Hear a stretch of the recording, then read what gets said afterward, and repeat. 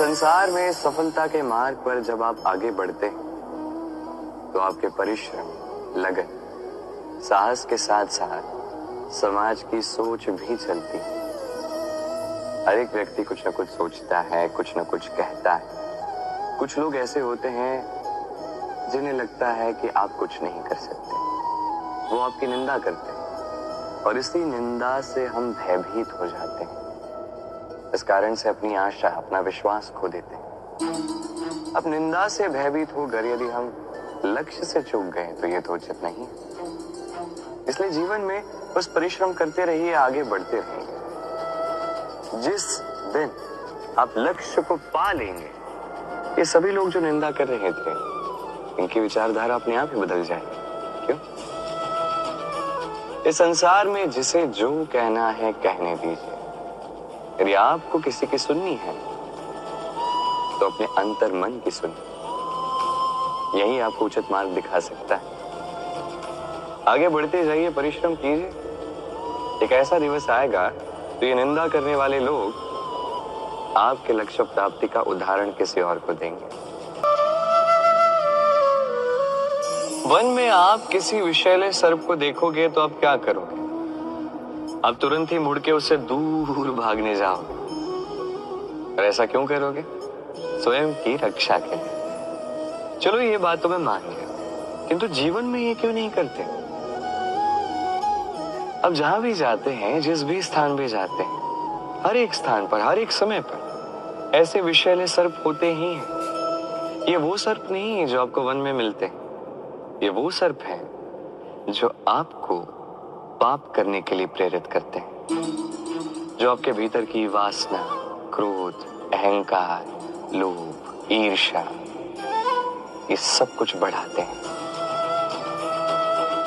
देखिए, वन का ये सर्प, ये एक बार बख्श भी दे, हमें ना डसे, किंतु ये जो पाप साधन सर्प है, ये अवश्य ही डसेगा। कर्म करोगे तो उसका फल तो मिलेगा।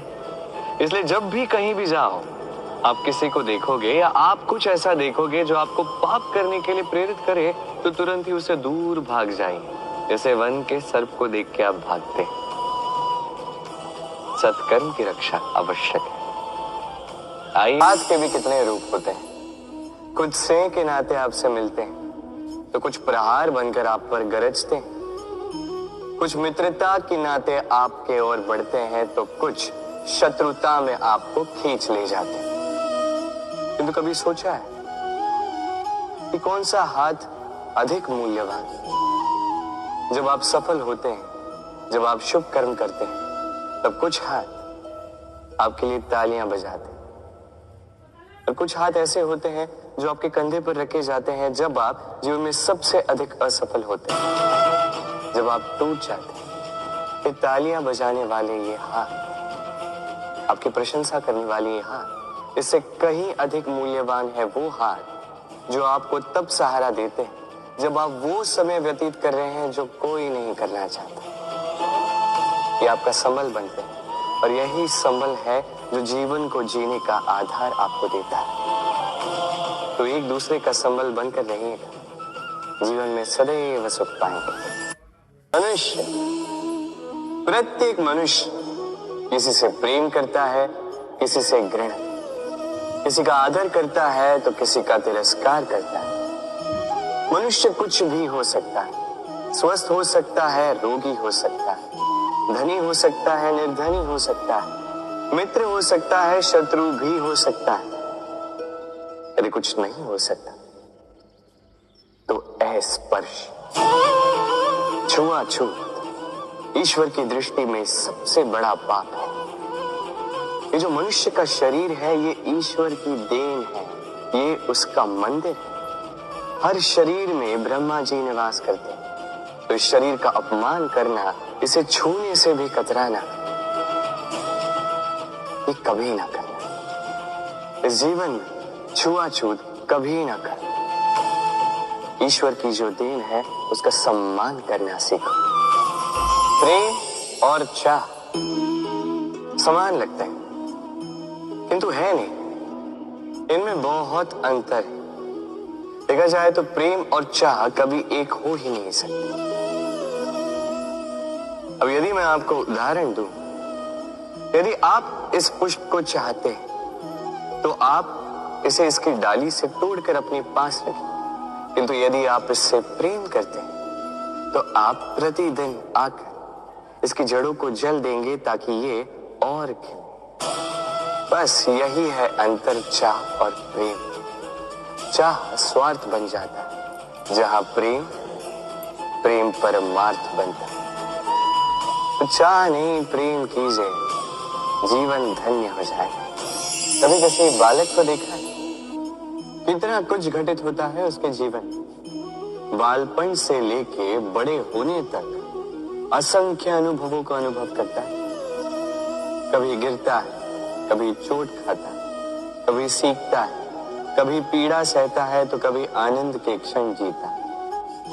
किंतु स्मरण रखता है तो केवल आनंद के क्षण। अब तनिक एक बार आपके जीवन के प्रारंभ में झांक के देखिए, आपके बालपन में झांक के देखिए, आप पाएंगे कि अधिकतर स्मृतियां जो आपके मन में हैं वो अच्छे क्षणों की, बुरे क्षणों की नहीं। इसीलिए ये बालपन, ये सुखी होता है, ये निश्चिंत होता है। इसलिए आज भी न जाने आप कितने भी बड़े क्यों ना हो जाए, बुरी स्मृतियों को, बुरी यादों को भुलाने का प्रयास कीजिए। एक बार बुरी यादों को भुलाने का अनुभव आपको हो गया तो स्मरण रखिए, कितने भी कठिन कष्ट आपके जीवन में क्यों ना आए, उनका सामना करने में आप सक्षम रहें। यदि मैं आपसे पूछूं कि इस संसार में सबसे महत्वपूर्ण तत्व कौन सा है, तो आप कहेंगे जल। और बिल्कुल ठीक है, किंतु किस कारण से? इसलिए कि वो हमें जीवन देता है, इसलिए कि वो हमारी प्यास बुझाता है, या इसलिए कि हमारे दैनिक कार्यों से लेकर मरने तक हमारे काम आता है, हर कार्य में हमारी सहायता करता है? नहीं, इसके पीछे एक भाव है जल की प्रकृति। सोचिए, सागर का ये जल सूर्य के ताप को सहकर वाष्पित होता है, फिर ऊपर जाके मेघों में समा जाता है, फिर मेघों के साथ एक लंबी यात्रा तैर कर कहीं पर्वतों से टकराकर वर्षा बनकर इस धरा पर बरसता है। फिर इस धरा के अंग, इसकी मिट्टी को स्वयं में समा लेता है। मनुष्यों द्वारा, अन्य जीवों द्वारा जो गंदगी फैल चुकी है उसे स्वयं में समा लेता है और फिर अग्रसर होता है पुनः सागर की ओर, सागर में समा जाता है। किंतु फिर भी पुनः वाष्पित बनते समय उस गंदगी को वहीं छोड़ देता है, उस गंदगी को अपने साथ लेकर नहीं जाता। बस यही जल की प्रकृति है जो उसे महान बनाती है। आप भी अपने जीवन में अपना कर्म कीजिए, महान कर्म कीजिए, पुरुषार्थ कीजिए, किंतु पुरुषार्थ के साथ जो अहम आता है उसे अपने साथ उठने ना दें, उससे परे हो। आप स्वयं को जल की ही भांति हल्का पाएंगे।